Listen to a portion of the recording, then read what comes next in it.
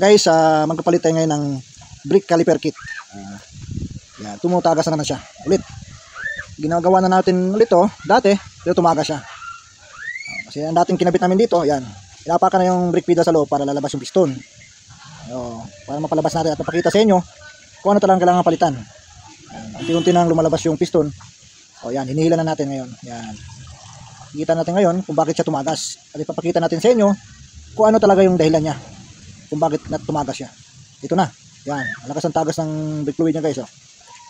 Nakikita nyo naman na okay naman yung piston natin. Nangyayari, ang problema nito, yung brake caliper kit. Kasi ang pinalit namin dito, nakikita nyo. Yan. May nag-brake pedal doon sa loob para mapalabas natin yung piston. Yan. Nakikita mo, hinihila natin na ngayon para unti-unti siyang lumabas din. Ito tinutulungan natin. Yun, nakikita nyo. Yan ang diba? Okay naman yung piston natin, wala na yung problema. Bago pa lang to, ang dumi na kaagad kasi napapasukan siya ng dumi. Dahil dun sa maluwag yung kit natin sa piston. Yan, tinanggal natin. At makikita natin na sobrang sikip. Sikip na sikip siya. Wala man lang siyang kagap-gap. Hindi siya kasi pwedeng ganito. Tatagas at tatagas siya. Sandali guys pupunta natin, kukunin ito yung bagong binili natin. At ipapalit natin ngayon para malaman nyo kung anong pwedeng ipalit para sa ito sa space gear. Mitsubishi space gear. Yan, pang Montero yan siyang binibili natin, pang Montero. Mitsubishi Montero. Yan. Yan ang ipapalit ngayon. Papakita natin sa guys anong diferensya yan. Kung space gear ang bibili natin o pa Montero. Space gear, saktong-sakto siya. Pero itong Montero nakikita nyo, meron siyang kunting gap. Pakita namin sa guys. Ayan. May kunti siyang gap talaga dapat. May kunti siyang gap para pag-pump niya, hindi ka tumutulo. Ito kasi ngayon, yan. Ngayon, lilinisan na natin. Tanggalin ito yung mga dumi-dumi nito sa loob. Para makita natin, pagbalik natin, malinis na siya. Yan. Unti-unti natin lilinisan. Linisin natin to. Yan. Para babalik natin sa dati talaga yung pino natin.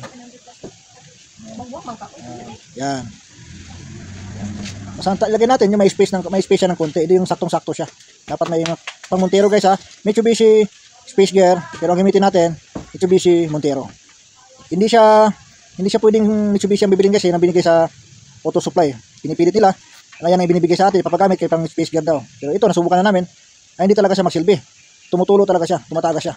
Yan. Dapat ang ilalagay natin pang Montero siya. Mitsubishi Montero. Yan. Linisan lang natin dapat para pagbalik medyo malinis na, wala na siya mga dumi-dumi. Kasi isa rin ang nagpapatagas yung dumi diyan. Kaya dahilan din na bakit tumagas yung preno natin, brake fluid natin. Yan. Ganyan lang paglinis guys, ganyan lang. Hilahin mo lang, tanggalin mo lang, tapos ayan.